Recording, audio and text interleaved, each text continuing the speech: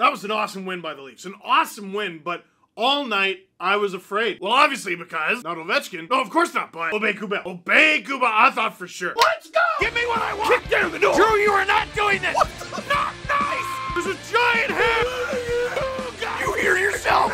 I made like 2,000 of these. I'd like to have fun. With you wherever you are, welcome to LFR.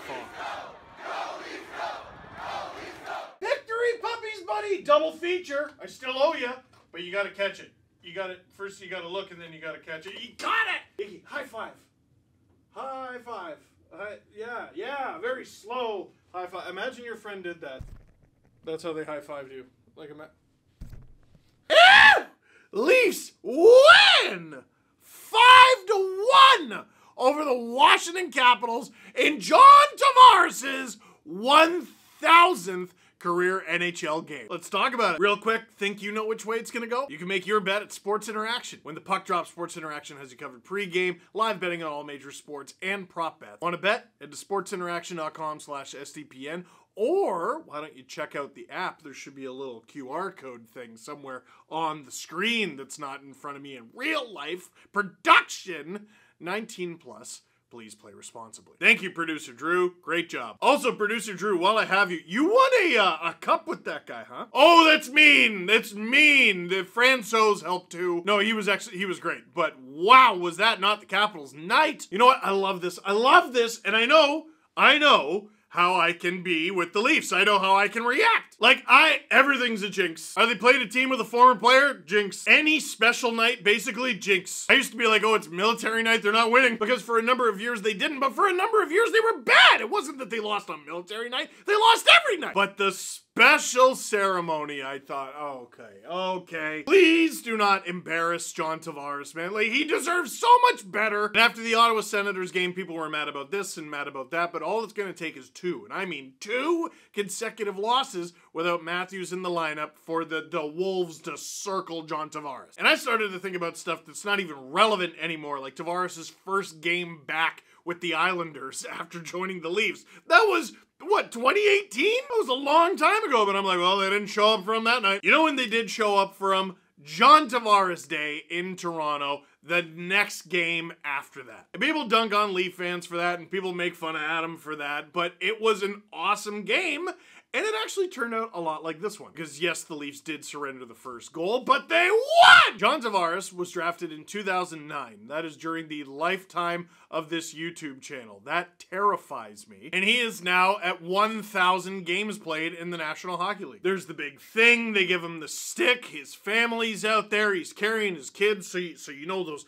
biceps are they're just pumping. Kids are the ultimate training program. You hold them every day, all the time, and they get progressively heavier. It's a great program. But they also show the video package. And Islanders fans, did any Islanders fans see all the Islanders players having to say nice things about Tavares? I just thought that was funny how. I enjoyed that. But then we got to hear from the man himself in his own words. Hey guys, it's me again, the captain of your Toronto Maple Leafs, John Tavares. Pardon the volume, but today I am very excited because it is my 1,000th game in the National Hockey League.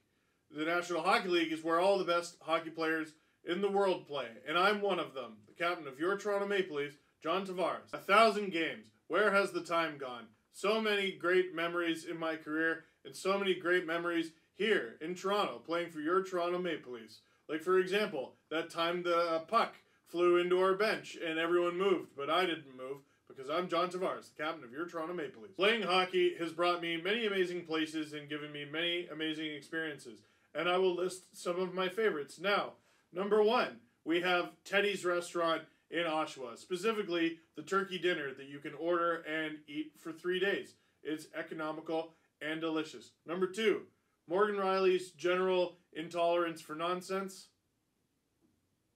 Number 3, the kombucha keg I have in my house. That's what happens when you make $11 million a year. It doesn't cost that much, but it's just one of the things you can get.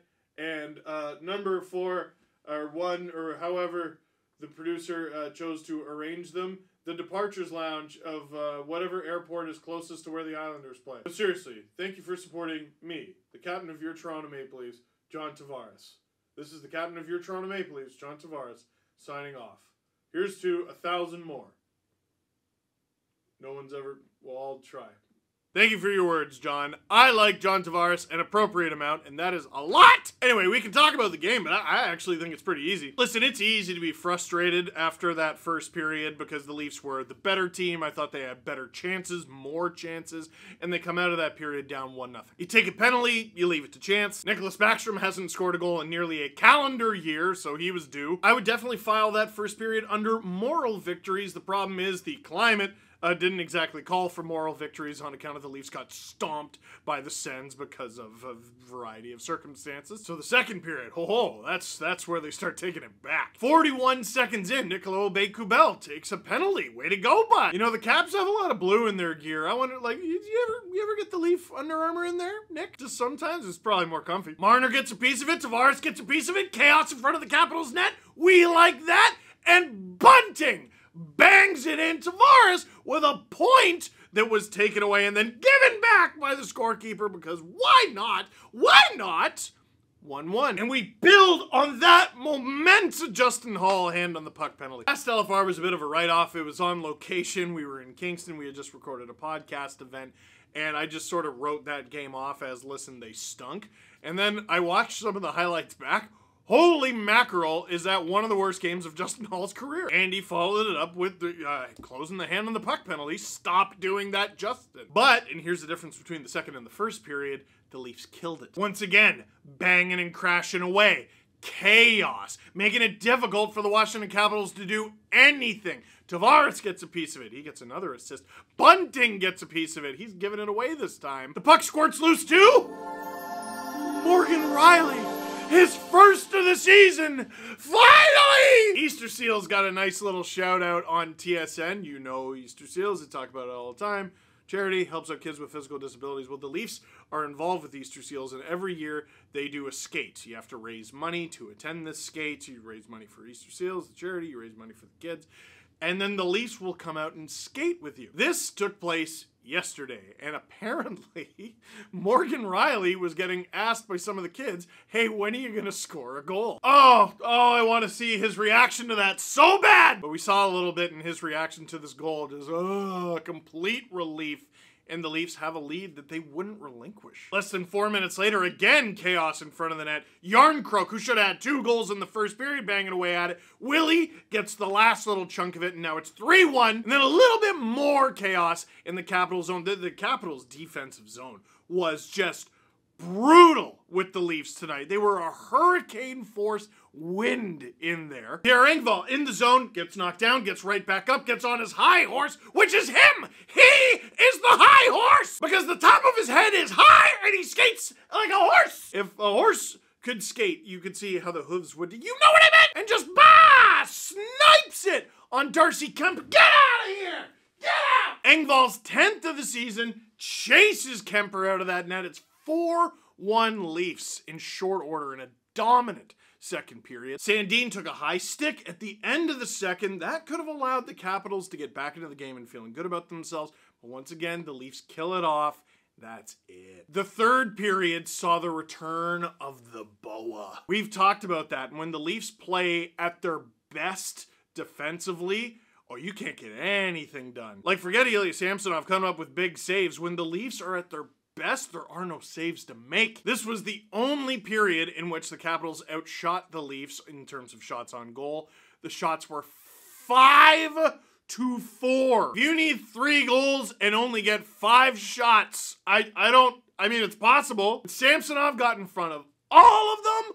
Holmberg set up Aston Reese for just a beautiful 4th line goal at the very end. That one beat Lindgren. 5-1 Leaf win for Johnny. It's beautiful. Super quick before questions. There were just a few little news and notes. We don't have a timeline on Matt Murray, so that's messy, and I'm not even going to try to break it down. But the Leafs have Joseph Woll. Joseph Woll, who I believe is 11-1 in the AHL, 12-1. And the guy behind him is Eric Källgren. You know what? You don't want any of your goalies to be hurt. You don't want any of your players to be hurt ever. But that's a good situation to be in. You want to have more good players than you will hopefully need. And in net, the Leafs are doing pretty well there. The Leafs' next game isn't until Wednesday, and it's against Boston. I don't think Woll's going to play in that game. Maybe he will. Bobby McMahon going back down. I don't have a problem with that. Joey Anderson has been playing well, except he missed a wide open net in this one. One of the worst Leaf misses this season. Only topped, like, minutes later by David Kampf, who, like, the Leafs won 5-1. They should have won 7-1. I don't know exactly how it's going to work with Woll, because you would think that the Leafs would want him down with the Marlies during the All-Star break, which is right around the corner.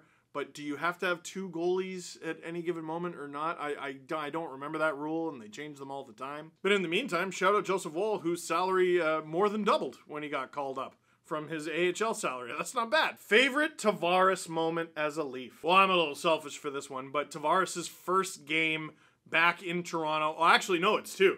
So his first game back in Toronto after that horrible Islanders game.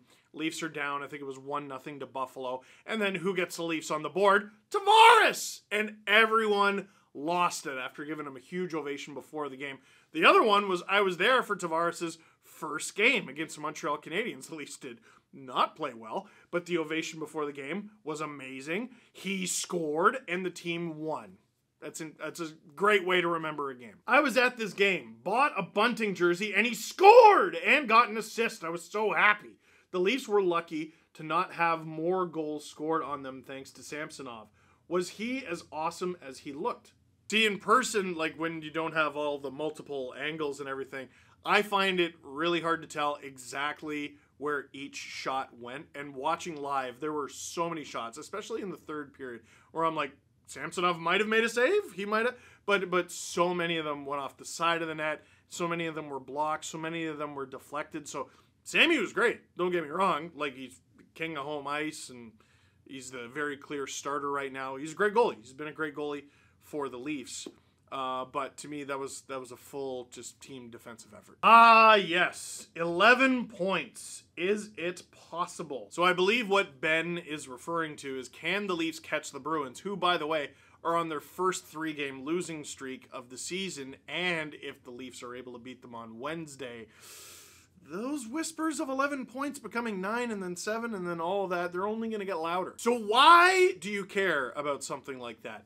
Why do you care when the Leafs drop points to teams that they shouldn't? Like Anaheim, and like Montreal twice, and like Arizona twice. Why do you freak out about those games? Because if everything stays the way it is, the Leafs are going to play Tampa and have home ice advantage, like they did last year. If things get a little worse, the Leafs are still probably going to play Tampa, but then Tampa might get home ice advantage. If things go best case scenario, and somehow the Leafs stave off the Lightning and pass the Bruins, you know who the Leafs probably play in the first round? These guys! You want the Bruins, the Lightning, or these guys? Now for Leaf Nation, it's a bit of a trick question. All 3 of them have beaten you in recent memory, but if we're just talking about 2023, the Bruins, the Lightning, or these guys? I'll take these guys. Because right now, Boston's got a better shot of playing the Capitals, the Penguins, the Islanders, a shot at maybe the Sabres, or the Panthers. I'd probably take a matchup with any of those guys over this year's Bruins or the Lightning ever. So that is it for this one. Thank you very much for watching. Click like if you like this video. Click subscribe if you really liked it. Tell all your friends. I want you to go check out Game Over Toronto on SDPN. That's the other YouTube channel there, the podcast YouTube channel, our podcast network's YouTube channel. But if you're going to get into any episode of Game Over, make sure it's this one. First of all, big Leaf win. Second of all, they booked Commander Chris Hadfield, Canadian astronaut who's been to actual space, and he's a huge Leafs fan. So check that out.